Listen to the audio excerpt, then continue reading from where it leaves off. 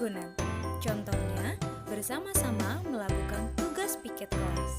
Seperti yang ada pada gambar, Udin, Siti, Made, dan teman-temannya sedang bekerja sama untuk melakukan tugas piket kelas. Ada yang mengepel, ada yang melap meja, dan ada yang merapikan lemari serta rak buku. Benny bertugas membereskan lemari kelas. Di lemari kelas terdapat kotak kapur tulis. Mula-mula ada 242 kapur tulis. Kapur tulis tersebut digunakan 38 buah. Ayo bantu Ustazah menghitung berapa kapur yang tersisa. Perhatikan gambar berikut ini. Mula-mula terdapat 242 kapur. Kemudian digunakan sebanyak 38 kapur. Karena digunakan berarti 242 kapur harus kita kurang dengan 38 kapur. Yang sisanya terdapat 204 kapur. Untuk lebih jelasnya, mari simak penjelasan dari Ustazah Ayu. Untuk bisa menghitung jumlah kapur yang tersisa, kita harus belajar mengenai pengurangan. Seperti penjumlahan, pengurangan juga bisa dilakukan dengan dua cara. Satu, pengurangan cara panjang, dan yang kedua, pengurangan dengan cara pendek. Pertama-tama, kita akan belajar mengenai pengurangan cara panjang. Seperti halnya penjumlahan, pada pengurangan juga harus kita uraikan terlebih dahulu ratusan, puluhan, dan juga satuannya. Kemudian kita tulis sejajar antara ratusan, puluhan, dan juga satuannya. Kalau sudah ditulis dengan sejajar, maka akan kita mulai hitung dimulai dari satuannya. Ingat ya nak ya, kita harus menghitungnya dari satuan terlebih dahulu atau dari angka yang paling belakang. Dikurang 8. 2 dikurang 8 tidak bisa. Maka kita harus meminta atau meminjam 1 atau 10 dari puluhan. Jadi 12 dikurang 8 sama dengan 4. Kemudian kita hitung puluhannya. Yang awalnya ada 40, karena dipinjam atau diminta oleh satuan, maka puluhannya tinggal 30. 30 dikurangi 30 sama dengan 0. Kemudian kita hitung ratusannya. 200 dikurangi 0 sama dengan 200. 200 ditambah 0 ditambah 4 sama dengan 204. Jadi dapat kita simpulkan bahwa 242 dikurang 38 sama dengan 204. Bisa dimengerti ya nak ya? Sekarang kita akan belajar mengenai pengurangan cara pendek. 242 dikurang 38.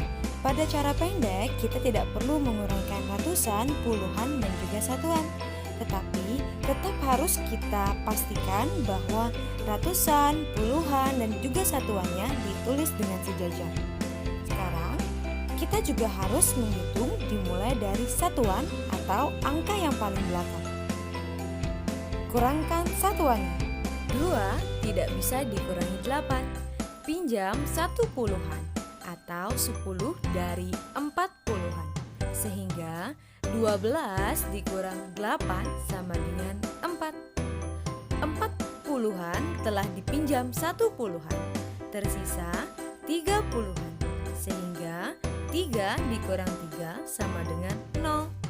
Dan 2 dikurang 0 karena di bawahnya ratusannya tidak ada, maka 2 dikurang 0 sama dengan 2.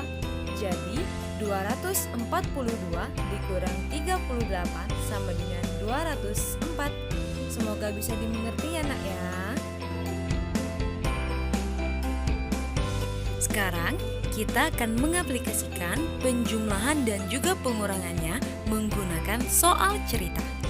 Kerjakan soal-soal berikut dengan benar. Nomor 1. Di perpustakaan sekolah terdapat 181 buku pelajaran dan 126 buku cerita anak. berapa jumlah buku seluruhnya? Nah, karena yang ditanyakan adalah jumlah buku seluruhnya, maka kita harus menambahkan jumlah buku pelajaran dan buku cerita anak. Jadi, 181 ditambah 126. Kita harus menjumlahkannya mulai dari satuannya atau angka yang paling belakang. 1 ditambah 6 sama dengan 7. 8 ditambah 2 sama dengan 10. Nolnya kita tulis di bawah, satunya kita tulis di atas. Jadi 1 ditambah 1, 2 ditambah 1 sama dengan 3. Jadi 181 ditambah 126 sama dengan 307. Oke ya nak ya. Oke, sekarang kita akan mengerjakan soal nomor 2. Di sekolah Udin ada 125 siswa laki-laki dan 117 siswa perempuan. Berapa selisih siswa laki-laki dan perempuan? Karena yang ditanyakannya adalah selisih siswa laki-laki dan siswa perempuan, maka kita harus mengurangkan jumlah siswa laki-laki dengan siswi perempuan. Sekarang 125 dikurang 117. Sama seperti sebelumnya, kita harus mengurangkannya dimulai dari satuan atau angka paling belakang. 5 dikurang 7 itu tidak bisa, maka harus kita pinjam 1 puluhan atau 10 menjadi 15 dikurang 7 sama dengan 8.